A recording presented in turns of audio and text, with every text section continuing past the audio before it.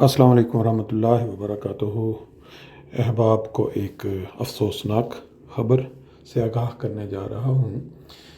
محترم عبدالکریم قدسی صاحب، جن کی کئی نظمیں بہت مشہور ہوئیں، پنجابی شاعر تھے، اردو نظمیں بھی لکھتے تھے اور امریکہ میں مقیم تھے۔ عبدالکریم قدسی صاحب کا نام میرا خیال ہے کہ ہر شاعر جو ہماری جماعت میں کہیں بھی بستا ہو ضرور اس سے متعارف ہے۔ آج ان کی بقضائے الہی وفات ہو گئی۔ انا للہ و انا الیہ راجعون۔ بزرگ تھے۔ ان کی نظم پنجابی اور اردو میں سے چند یادوں کے ساتھ آپ کے ساتھ یہ چند تصاویر شیئر کر رہے ہیں۔ اللہ تعالیٰ سے دعا ہے کہ اللہ ان کو جنت الفردوس میں بلند مقام عطا کرے۔ ان کے جتنے بھی عزیز و اقارب لواحقین چاہنے والے ہیں سب کو صبر جمیل عطا کرے۔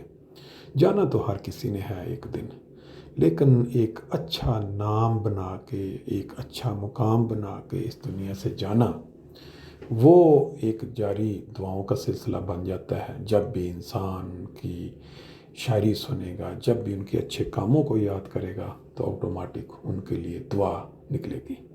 یہ چند اشعار ان کی یادوں کے طور پر سنیں اور سب احباب جو بھی ان کو جانتے ہیں یا نہیں جانتے ان کے لیے دعا کریں، ان کے درجات کی بلندی کے لیے اور ان کے لواحقین کے لیے۔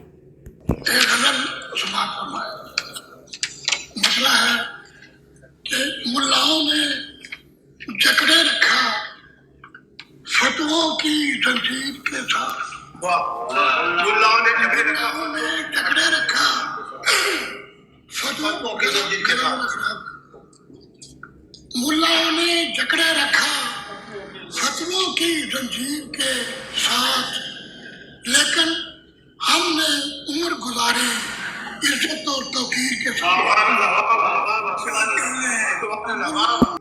کثرت اور اقلیت کی تعریف بنی تاریخ کا باب۔ کثرت اور اقلیت کی تعریف بنی تاریخ کا باب۔ باطل شبر کے ساتھ کھڑا تھا لیکن حق شبیر کے ساتھ۔